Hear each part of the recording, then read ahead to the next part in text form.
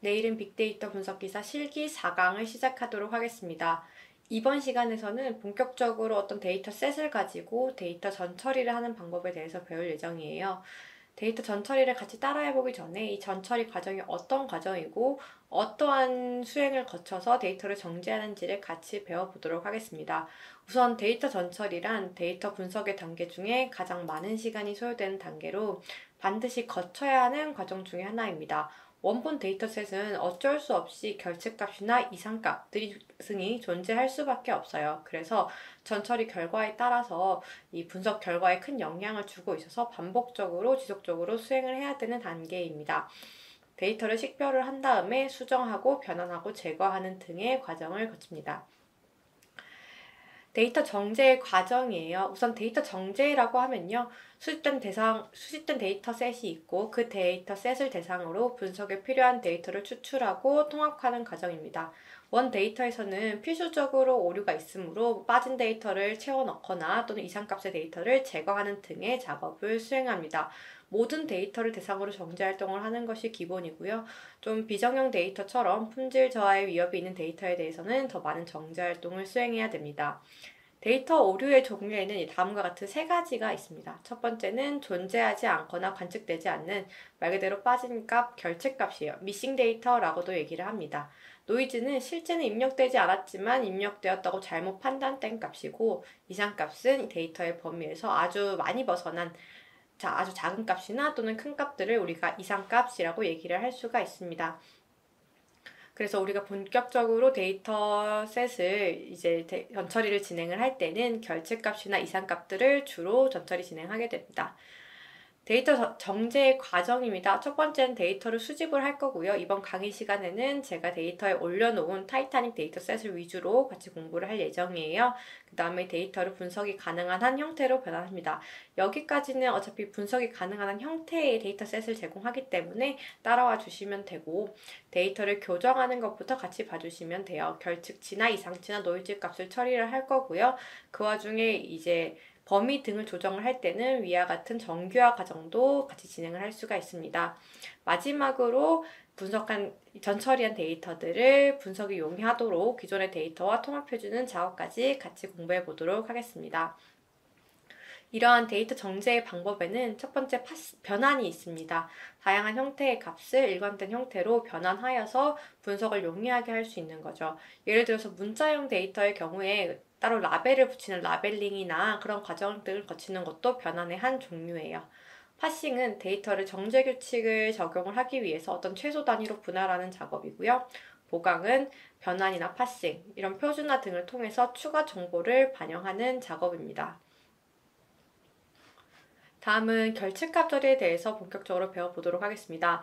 이런 결측값이 있는 데이터를 분석에 바로 사용을 할 경우에는 좀 자료 처리가 복잡해지고요. 이게 과연 분석이 유의미한가? 이 부분도 크게 논의가 되게 됩니다. 그래서 이 결측치들은 우리가 분석을 하기 전에 필수적으로 우리가 정제를 해주고 넘어가야 돼요. 이러한 결측값들은 데이터셋에서 NA 값이나 9999 또는 널 값 등으로 표현이 되고 있습니다. 일반적으로 결제값이 좀 적은 경우에는 우리가 제거하는 방식을 선택하지만, 너무 결제값이 많은 데이터가 있는 경우에 데이터 하나하나가 소중하기 때문에 데이터 유실이 굉장히 심해질 수 있어요. 그래서 대체하는 경우도 많이 발생을 합니다. 하지만 우리가 대체를 할 때 평균값이나 또는 최빈값 등으로 대체를 하게 되는데, 그 경우에는 당연히 데이터에 편향이 발생할 수 있어서 분석 결과에 신뢰성 저하 가능성이 존재를 하게 됩니다. 결제값의 종류예요. 완전 무작위 결측, 무작위 결측, 비무작위 결측 등이 있고, 결제값의 처리 절차에는 우선 결제값을 식별하는 단계입니다. 원데이터에 다양한 형태의 결측 데이터가 있다는 것을 이제 코드를 통해서 확인을 할 수가 있고요. 그 다음에 이 결제값들을 부호화해줍니다. 다양한 형태의 결제값들이 존재할 거예요. 정말로 공란일 경우도 있을 거고요. NA값, 난값, inf값, 널값, 999 등으로 표현이 될 건데, 이걸 우리가 처리 가능한 형태로 단일화하는 과정을 우리가 부호화라고 얘기를 합니다. 그 다음에 삭제를 하던지 또는 결제값을 대체하는 등의 과정을 거치게 됩니다. 자, 지금까지는 결측값이었어요. 다음부터는 이상값입니다. 이상값은 정상 데이터의 범주에서 아주 많이 벗어나거나 아주 또는 작은 값이라고 얘기를 했어요. 일반적으로 좀 특정 범위에서 벗어난 값으로 평균에 영향을 미칠 수가 있습니다. 그래서 데이터의 정상성이 감소하는 문제가 발생을 하고 있고요. 적절하게 이상치 처리는 필수적입니다. 데이터 이상값을 처리하는 방법은 단순히 날리고 처리한다, 삭제하는 방법도 있고 마찬가지로 대체법도 존재합니다. 또는 최근접 이웃, K-최근접 이웃, K-네이버후드 방법이라고도 하죠. 이러한 방법들을 사용해서 데이터 이상값을 처리하기도 합니다. 또한 결제값과 이상값 처리뿐만 아니라 파생 변수를 생성을 하는 것도 우리가 데이터 전처리하는 방법 중에 하나인데요. 이미 존재하는 데이터를 사용을 해서 새로운 변수를 만듭니다. 더 많은 정보를 추출을 하고 우리가 원하는 분석을 하기 위해서 이러한 파생 변수를 생성을 하고 합니다. 변수를 생성할 때에는 기존에 있던 변수 이름과 겹치지 않도록 새로운 이름을 사용을 해야 하고요. 논리성과 타당성, 그리고 기준을 가지고 생성하도록 해야 됩니다. 마지막으로 변수 변환입니다. 새로운 변수를 생성을 해서 데이터를 분석하기 위한 좋은 형태로 바꾸는 과정이에요. 불필요한 변수를 제거하고 변수를 반환하고 또 새로운 변수를 생성하는 등의 과정입니다. 이 변수 변환을 통해서 분석이 쉬워지고 단순해집니다. 변수 변환의 방법에서는 우리 이 시험에서는 크게 두 가지를 소개해 드릴게요. 첫 번째는 비닝이에요. 연속형 변수 데이터를 범주형 변수로 변환하는 기법입니다. 몇 개의 빈 구간으로 분할해서 계산을 합니다. 예를 들어서 나이 같은 경우에 1부터 100까지의 숫자가 있다고 하면 10대, 20대, 30대 등으로 분할하여서 계산을 하는 것 등이 있습니다. 두 번째는 정교화예요. 데이터의 범위를 같은 범위로 변환을 하는 겁니다. 어떤 한 데이터 셋이 있고 그 데이터 안에 변수들이 여러 개 있는데 그 스케일 차이가 너무 많이 나는 경우에 그 차이를 상대적 특성이 반영된 데이터로 변환하는 작업이라고 얘기를 합니다. 예를 들어서 A 변수는 0.1부터 0.9까지의 소수점 단위를 얘기를 하는데 B 변수는 9천만부터 1억까지 그 숫자들을 얘기를 한다고 하면 어떤 부분에서 좀 편향이 발생을 할 수가 있겠죠. 그래서 같은 범위로 정교화해주는 과정도 우리가 변수 변환의 한 종류입니다. 그렇다면 본격적으로 데이터 전처리하는 과정을 따라해 보도록 할게요. 이제 본격적으로 타이타닉 데이터셋을 활용을 해서 데이터 전처리를 같이 한번 수행해 보도록 하겠습니다. 우선 판다스를 한번 불러와 볼게요. 우리 아까 어떻게 불러왔어요? import pandas 한 다음에 spd 라는 약어로 불러오겠다라고 얘기를 했습니다. 여기서는 한 가지 더 불러올 건데요. 왜냐면 저희가 지금 시본이라는 라이브러리에 있는 타이타닉 셋을 불러와서 사용을 할 거예요. 그래서 시본을 SNS로 불러올 거다라고 얘기를 해준 겁니다. 그 다음에 데이터셋을 불러올 건데요. 타이타닉이라는 변수를 만들어주고 sns.load 데이터셋 같이 한번 입력해 보도록 해요. 그리고 여기에는 타이타닉이라는 이름으로 저장이 되어 있습니다. 타이타닉을 한번 불러와 볼게요. 처음으로 돌아가는 로드는 조금 시간이 걸려요. 그럼 어때요? 이렇게 데이터셋을 우리 눈으로 확인을 할 수가 있습니다. 자, 그렇다면 지금 좀 보기에 번거롭죠? 앞에서 배운 것들을 활용을 해서 위에서부터 n개의 데이터, 지금은 15개의 데이터 정도만 한번 같이 보도록 할게요. 헤드, 내가 원하는 숫자를 넣으면 어때요? 위에서부터 5가지의 데이터셋만 보여주고 있습니다. 그렇다면 이번엔 데이터의 분포를 한번 확인해 보도록 하겠습니다. 데이터를 전처리하기 전에 데이터를 파악을 해야 되니까요. 데이터의 분포를 한번 데이터 스크라이브로 확인을 해 보도록 하겠습니다. 자, 이렇게 데이터가 어떤 형태를 가지고 있는지 알 수 있어요. 여기에 제가 어떤 값이 있는지를 한번 확인해 봤는데요. 카운트는 해당 열에 비어있지 않은 값들의 개수예요. 그러니까 전체 개수 중에 이러한 개수들이 값을 채우고 있다. 이만큼 값이 있다라고 얘기를 하는 거예요. 민값은 뭐예요? 평균을 얘기를 합니다. 표준 편차를 얘기를 할 거고요. 최소값 25%, 50%, 75% 그리고 맥스값까지를 얘기를 해줍니다. 이렇게 데이터 프레임명에 describe를 넣으면은 숫자형 데이터 타입을 가진 열들의 요약 통계 정보를 나타내 줍니다. 그렇다면 문자열 데이터 타입은 어떻게 확인을 하느냐? 이러한 코드로 확인할 수가 있습니다. describe까지 똑같고요. include 오브젝트에 o를 기입을 해주면 됩니다. 이렇게 하면 위에서 나타났던 타이타닉 데이터셋에서 그 문자열 데이터 타입을 가진 열들의 요약 통계 정보를 나타내줍니다. 카운트는 개수를 나타내고요. 유니컷 값은 고유한 값의 개수, 탑은 가장 자주 나타나는 값이 무엇인지를 나타내줍니다. 이 고유한 값들 중에 무엇이 가장 많이 나타나는지를 나타내줍니다. 이 프리퀀트 값은 이 자주 나타나는 값의 빈도수예요. 그러니까 매일 값이 517개가 나올 것이고 S 값이 전체 889개 중에서 644개가 나온다라고 얘기를 하는 거예요. 자, 그렇다면 어떤 변수가 있는지 다시 한번 확인을 해보겠습니다. 위처럼 헤드 형태로 확인을 해도 되지만 굉장히 이제 변수가 많은 경우에, 컬럼이 많은 경우에는 우리가 컬럼명을 일일이 확인을 하기가 좀 어렵겠죠? 그래서 컬럼이 무엇이 있는지를 한번 확인해 보도록 하겠습니다. 타이타닉.columns를 하면 이 타이타닉 데이터셋에서 컬럼이 어떤 것들이 있는지를 한눈에 확인하기가 용이합니다. 자, 그 다음에는 이제는 본격적으로 이 데이터셋에서 결집값이 있는지 없는지를 한번 확인을 해볼게요. 자, 앞서서 한번 했었죠. 타이타닉이라는 데이터 프레임 명을 기입을 해주고요. 결집값이 있는지 없는지를 is나 함수를 통해서 확인을 해보도록 합니다. 그런 값이 이렇게 떠요. 여기서 fails랑 true가 있는데 true가 결제값이 있다라고 얘기를 하는 거예요. 근데 우리가 이렇게 보면은 그래서 이거 어떻게 처리해야 돼? 뭐라는 값이야? 라고 생각을 하기가 쉬워요. 몇 개가 있다는 건지도 잘 모르겠어요. 그렇죠? 그럴 때는 이 is나 sum 함수를 통해서 결제값의 개수를 요약해서 한눈에 확인할 수가 있겠습니다. sum 이렇게 하면요. 한눈에 보기가 편해지죠. AG에서 177개의 결제값이 있다는 것을 확인을 할 수가 있고요.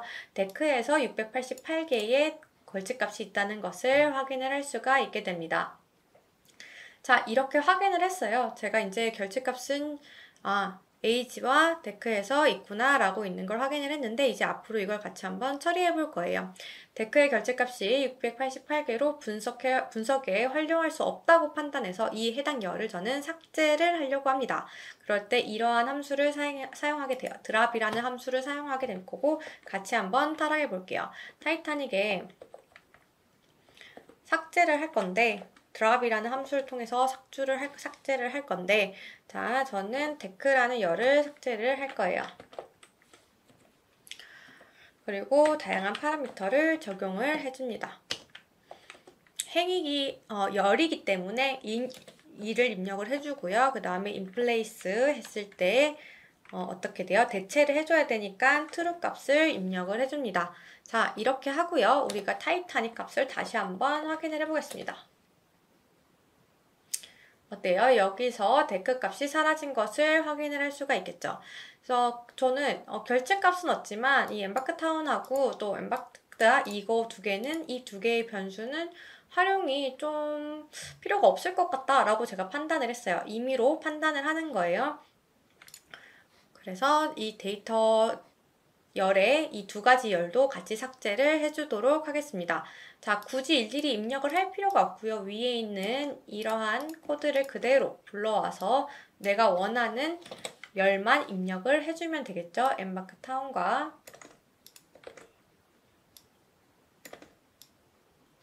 이렇게 해주고요.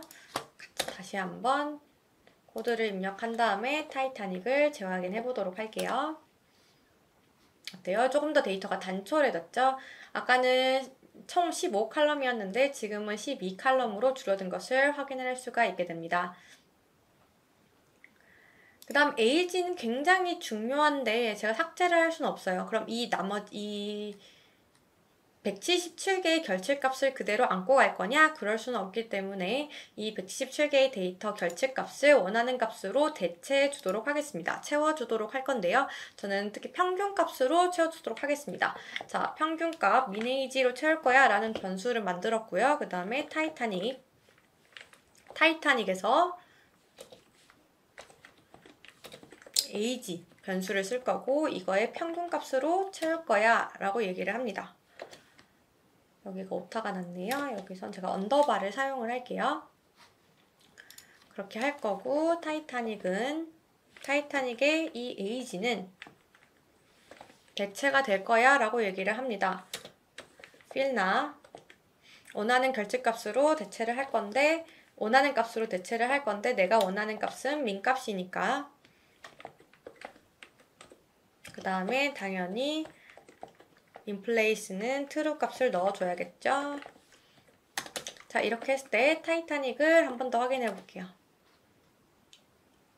자, 제가 채우긴 했는데요. 어떻게 채워진지 아닌지를 모르겠죠? 그럼 이때 다시 한번 is나 sum을 활용을 해가지고요.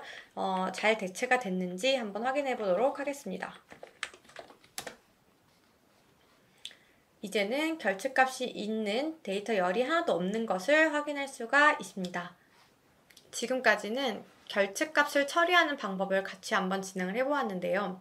이 타이타닉 데이터셋은 굉장히 유명한 데이터셋 중에 하나예요. 그리고 잘 정리가 되어 있는 데이터이기도 합니다. 그래서 이 데이터 자체에서 처리를 하기보다는 우리가 몇 가지 가설, 세 가지를 세워서 그걸 수행하기 위한 피처 엔지니어링을 같이 진행을 해보도록 하겠습니다. 첫 번째는 동행이 있는 승객의 생존율은 혼자 탑승한 승객보다 높다입니다. 이거 굉장히 복잡하게 들어가면 다양한 변수들을 다 고려해야 되겠지만 저는 딱 요 승객만 보고 그 생존율만 보도록 하겠습니다. 자, 굉장히 간단하게 그런 정말로 데이터 분석을 수행을 하는 게 아니라요. 데이터 변수를 처리한다의 목적을 두는 거니까 천천히 한번 같이 따라와 보도록 해요. 우선 변수를 하나 만들어 주겠습니다. 저는 컴패니언이라는 변수를 하나 만들었어요. 근데 여기 타이타닉에 이 컴패니언의 변수는 뭐냐면 타이타닉에 이 위에서 제가 적어놨죠. 형제자매 배우자 수를 나타내는 이 변수랑 부모 자녀 수를 나타내는 이 변수의 특성을 합치면 개수를 합치면 도행자가 있는지 없는지를 나타내는 이 컴패니언의 변수를 설명을 해줄 수가 있을 거예요. 그래서 이 두 개를 합쳐보도록 하겠습니다. 자, 이렇게 합칠 거고요. 그 다음에 밑에서 도행자 수를 범주화 해줄 거예요. 언론 특성을 생성을 해주는데 이 데이터셋에서는 언론이라는 변수가 이미 있어요. 그래서 제가 only1이라는 이름의 변수를 새로 만들어 주도록 하겠습니다. 자, only1인데 이 only1은 타이타닉에 들어가 있는 only1이죠. 타이타닉에 새로 만들어줄 only1은 무엇이냐면 가로치고 타이타닉인데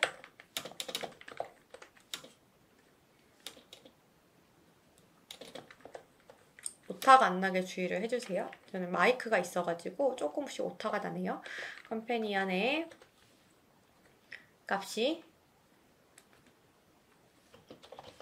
0과 동일할 때 나는 이걸 only1 변수로 넣을 건데 어떻게 넣을 거냐면 타입을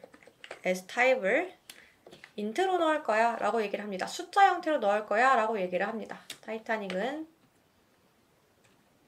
그리고 제가 컴패니언에 이 C는 소문자로 넣어야 되겠죠. 파이썬은 소문자와 대문자를 구별하기 때문에 우리가 변수명을 적을 때도 소문자, 대문자를 잘 기입을 해줘야 됩니다. 자, 두 가지 처리를 했어요. 컴패니언 변수를 만들었고 그 컴패니언은 이 동행자 수를 합한 것들이었어요. 그 다음에 범주화를 하나 해줍니다. only1은 동행자가 없을 때 2를 나타내게 되겠죠. only1이 맞다, 2를 나타내게 됩니다. 잘 수행했는지를 같이 한번 보도록 해볼게요. 타이타닉은 어떻게 될까요? 자, 여기서 보면요. 컴패니언이 나타났어요. 컴패니언이 나타났고 컴패니언에서는 당연히 숫자를 나타내게 됩니다. 몇 명인지 내 동행이 몇 명인지를 나타내게 될 거고요. 이 only1에서는 어때요? 내가 혼자면 컴패니언이 없다. 동행자가 없으면 2를 나타내게 됩니다. 이 변수, 이 데이터셋에서는 이 언론이라는 걸로 나타내주고 있어요. 저는 근데 그냥 새로 하나 만들어 봤어요. 원래라면 이 언론을 0과 1로 구분을 해서 만들기도 하게 됩니다. 자, 그렇다면 이 가설이 맞는지를 한번 간단하게만 검증을 해보도록 할게요. answer라고 한번 얘기를 해보겠습니다. answer라는 변수를 만들고요. 이게 뭐냐면 타이타닉의 그룹 파일을 해주겠습니다. 제가 코드를 먼저 기입을 하고 같이 설명을 해볼게요. 여러분도 같이 한번 따라서 적어봐요. 그룹 파일을 할 거고 뭘로 묶어줄 거다라고 얘기를 하는 건데 뭘로 묶어줄 거냐면 제가 만들었던 이 only1이라는 변수로 묶어줄 거예요. 위에 보면 only1에 언더바가 있었죠? 언더바. 그리고 생존율을 확인을 해보겠습니다. 생존율은 여기 이 변수에서 확인을 할 수가 있겠죠.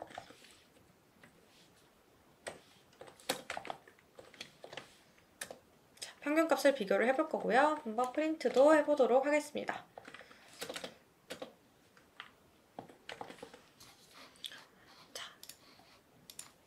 이 answer라는 거는요 뭐냐면 언론 특성을 기준으로 only1 특성을 기준으로 그룹화를 한 다음에 각 그룹에서 평균을 계산해줘 라는 코드예요.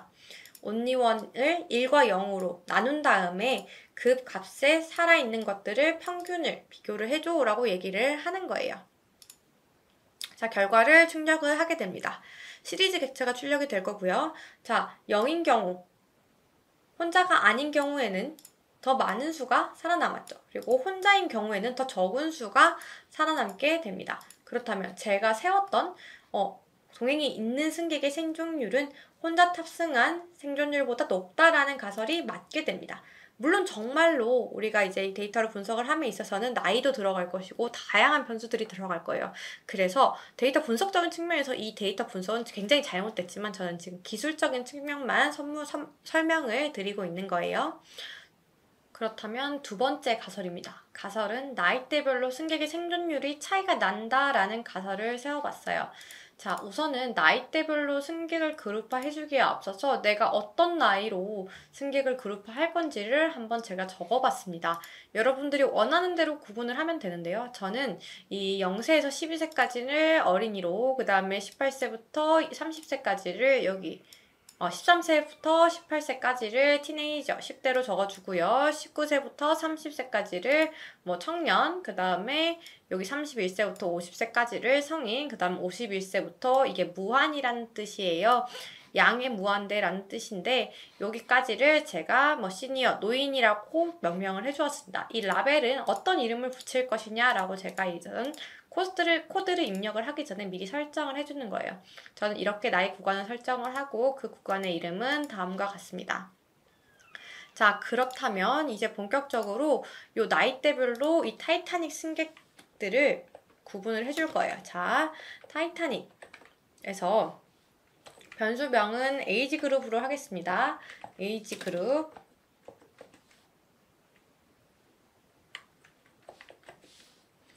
에이지 그룹은 pd.cut이라는 함수를 쓸 거예요. 타이타닉에 어떤 것을 컷할 거냐? 잘라줄 건데 뭘 잘라줄 거냐? age라는 변수를 잘라줄 거다라고 얘기를 하는 거예요. 그 다음에 잘라주는데 그 구간은 이제 파라미터를 설정을 해주는 거예요. 내가 앞서서 말한 이 ageBins를 구간으로 하겠어 라고 얘기를 하는 거고요. 그 다음 파라미터는 이 라벨은 뭘로 할 건데? 라는 거예요. 이 라벨즈는 내가 위에서 설정한 ageLabels로 내가 설정을 할 거야 라고 얘기를 합니다. 그 다음에 이 right에서 fails가 넣는다는 것은 내가 오른쪽 값을 포함하지 않고 왼쪽 값을 포함할 거야 라는 얘기예요. fails라고 입력을 해줬습니다. 자, 그러면 잘 입력이 됐는지 한번 확인을 해보도록 하겠습니다.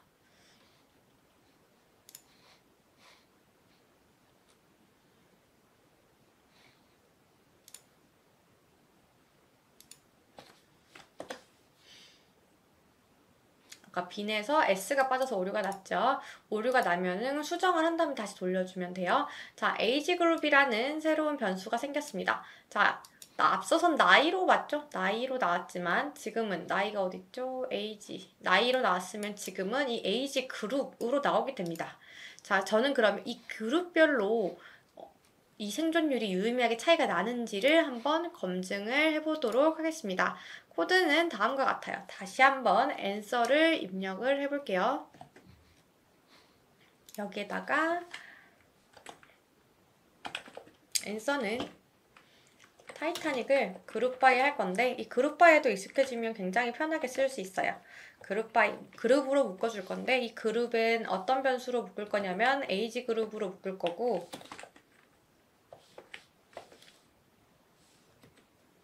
그 다음에 여기 생존의 평균을 볼 거야 라고 얘기를 해볼게요. 자, 그 다음에 다시 한번 프린트해서 answer 값을 확인을 해보도록 하겠습니다. 자, 어때요? 시니어, 그리고 차일드. 자, 보면은 어린 사람들이 나이가 어린 사람들, 차일드와 티네이저가 생존율이 좀 높고요. 어덜트는 좀 높은데 청년들과 시니어들의 생존율은 좀 낮은 것을 확인을 할 수가 있습니다. 기준을 어디에 두냐에 따라 다르겠지만 조금 차이가 있다. 유의미한 차이가인지는 잘 모르겠지만 어쨌든 생존율이 동일하지는 않다. 차이가 난다라고 우리는 봐줄 수가 있겠죠. 자, 그럼 마지막 가설입니다.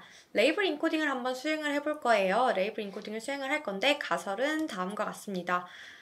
나이와 성별 그리고 이 탑승하고 있는 클래스의 세 변수만으로는 생존을 예측하는 그 정확도가 매우 떨어질 것이다 라고 제가 한번 가설을 세워봤어요. 자, 이 가설을 수행을 하는 것 자체에 의의를 두는 게 아니라 여기서 이 레이블을 다는 거에 같이 의의를 한번 더 보도록 하겠습니다. 자, 우선은 타이타닉의 클래스 변수 한번 볼게요. 우리가 에이지는 한번 다뤘으니까 에이지는 숫자로 이루어진 것을 알고 있고요. 이 클래스가 어떻게 이루어지는지를 제가 한번 보도록 할게요. 자, 우리가 그 고유한 값을 본다고 할 때는 이 유니컷 값을 확인을 한다고 했죠. 유니컷 값을 확인을 해보도록 하겠습니다. 그러면 first, second, third라는 요 세 가지의 고유 값으로 이루어진 것을 확인을 할 수가 있어요. 저는 이걸 레이블 인코딩으로 변화를 하고 싶은데 왜냐면 숫자로 변환을 해야 이걸 데이터를 분석을 하는데 정확도를 확인을 하는데 용이하니까요. 자, 이걸 매핑을 할 건데 매핑이라는 변수에 담아 볼게요. 중괄호를 통해서 같이 매핑을 해주도록 하겠습니다. 자, 이 first는요. first는 맨 처음일 테니까 0으로 변환을 해줄 거고 그 다음에 이 second는 1로 마지막으로 third는 숫자 2로 제가 변환을 해보도록 하겠습니다. 자, 그 다음에 이 타이타닉의 클래스는 타이타닉 클래스 맵 그 다음에 제가 입력한 매핑을 입력을 해주고요. 그 다음에 타이타닉을 한번 출력해 보도록 하겠습니다. 자, 그러면 무엇을 확인하면 좋을까요? 여기 클래스가 0과 2, 우리가 처음에는 변환하기 전에는 이렇게 first, second 이렇게 나왔으면 지금은 숫자 형태로 바뀐 것을 확인을 할 수가 있습니다. 자, 이게 첫 번째 레이블 인코딩 하는 방법이에요. 자, 두 번째 방법이 있습니다. 이거 언제 다 0과 1로 내가 지정을 해줘요? 뭐 이렇게 얘기를 할 때 사용을 할 수가 있는 방법이에요. 앞서서 우리가 scikit-learn을 배웠었고 그 라이브러리에 있는 그 라벨 인코더라는 함수를 이용을 할 거거든요. 자, 일단은 그러면 scikit-learn을 불러와야 되겠죠? scikit-learn을 불러와 주도록 합니다. scikit-learn의 프리프로세싱을 불러와주고 나는 거기에서 임포트 할 거야. 뭘 임포트 할 거냐면은 라벨 인코딩, 레이블 인코딩을 내가 불러올 거야. 를 불러올 거고 그 다음에 인코더라고 제가 명명을 해보겠습니다. 할당을 해주는 거예요. 이 인코더라는 것을 쓰면은 내가 라벨 인코딩을 하는 거다라는 걸 하는 함수를 만들어주는 거죠. 이렇게 만들어줄 거예요. 할당을 해주도록 하겠습니다. 그 다음에는요, 저는 이제 성별을 한번 인코딩을 해보도록 하겠습니다. 성별 아까 메일과 피메일 두 가지로 이루어졌다는 것을 앞서서 우리 데이터 파악할 때 같이 봤었어요. 자, 그럴 때 우리가 encoder.fit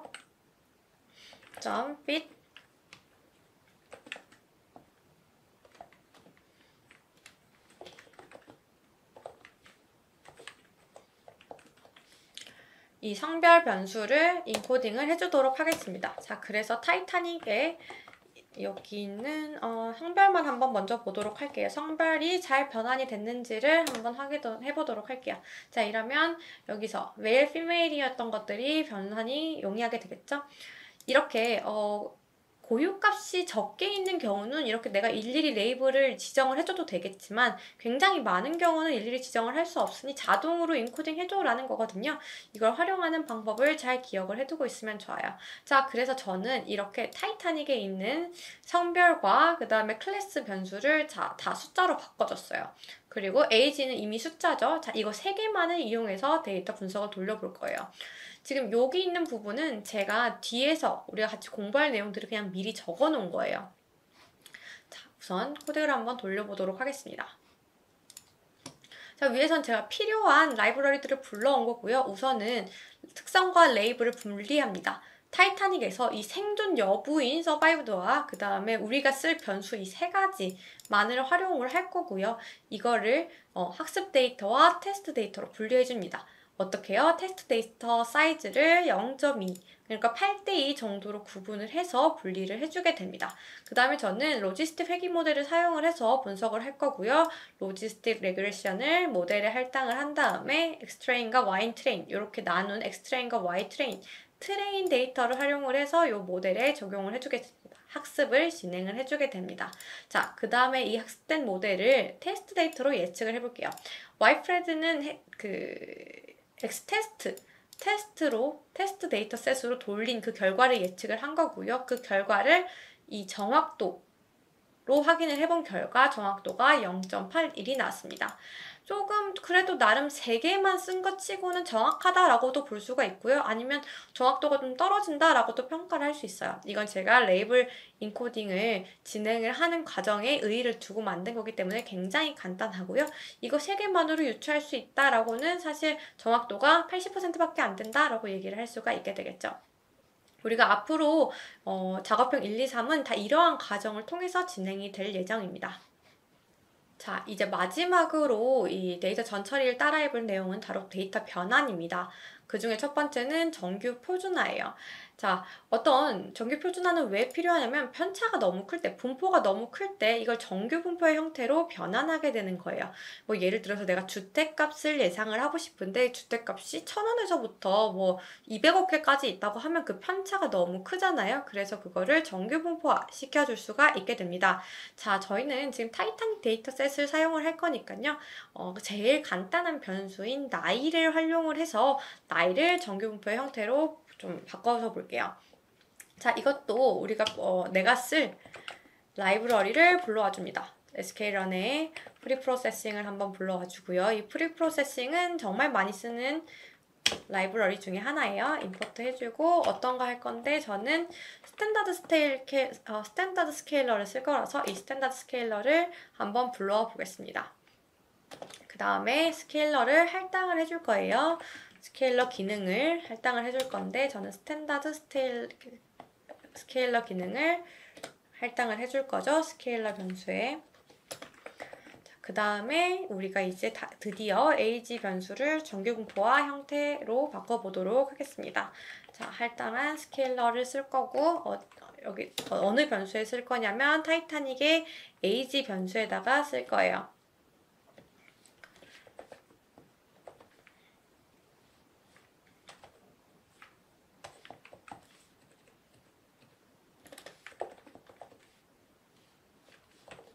그 다음에 우리가 age 변수가 잘 정규 분포화 됐는지 한번 확인을 해보도록 하겠습니다. 자, 어때요? 정규 분포 형태로 나타난 것을 확인을 할 수가 있죠. 우리 기존의 age 보면은 이런 형태로 숫자 형태로 나타났다면 지금은 정규 분포 형태로 나타난 것을 확인을 할 수가 있습니다. 지금 이 함수는 제가 정규 분포한 age를 시각화해서 보고 싶어서 이렇게 코드를 입력을 해놨어요. 우리 지금 데이터 시험에서는요, 시각화하는 과정까지는 나오고 있지가 않아요. 이 매플랄립이라는 라이브러리를 활용을 해서 이렇게 우리가 잘 정규 분포가 됐는지 시각적으로도 확인을 할 수 있습니다. 이 X열로 보면은 어떻게 돼요? 이 age가 정규 분포가 됐구나라는 걸 확인을 할 수가 있게 됩니다. 우리가 다음으로 볼 건 최소 최대 표준화예요. 민맥스 스케일러를 활용을 해서 최소 최대 표준화를 시켜볼 거예요. 자, 그 다음에 볼만한 데이터는 바로 요금 데이터입니다. 제가 요금 데이터 페어 변수를 사용을 해서 이제 최대와 최소 값을 그 사이에서 정규화 시켜주는 최대 최소 정규화 민맥스 스케일러를 활용을 해보도록 하겠습니다. 자, 우선은 다시 한번 익숙해져야 되니까요. 사이클런을 불러와 보도록 하겠습니다.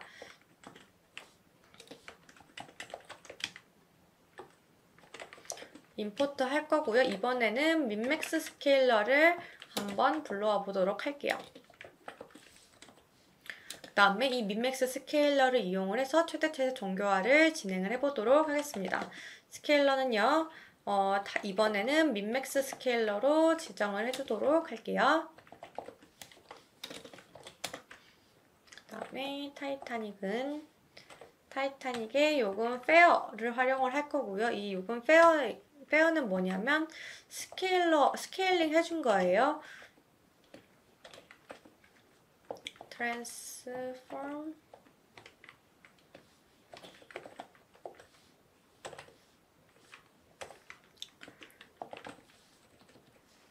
제가 지금 이렇게 스케일러를 활용을 해서 타이타닉의 페어를 최대 최소 정교화 할 거고요. 그걸 다시 타이타닉 페어에 할당을 해준 겁니다. 자, 그렇다면 다시 이제는 이 타이타닉의 페어만 한번 보도록 하겠습니다. 이렇게도 한번 봐볼게요. 페어. 자, 어때요? 원래의 페어를 한번 같이 보도록 할까요? 위로 올려보면은 요 페어가 이렇게 요금이 달러겠죠? 달러 형태로 이렇게 나타났는데 지금은 어때요? 최대값과 최소값을 기준으로 이런 식으로 표준화가 된 것을 확인을 할 수가 있게 됩니다. 자, 이번 시간에는 데이터를 전처리하는 게 무엇인지를 배워보고 전처리하는 다양한 방법들을 같이 공부를 해봤어요. 이 데이터 전처리 과정은 어떤 데이터셋이 나와도 굉장히 중요하니까 같이 한번 꼼꼼히 따라해보면서 익숙해지는 것들을 추천해드리겠습니다. 감사합니다.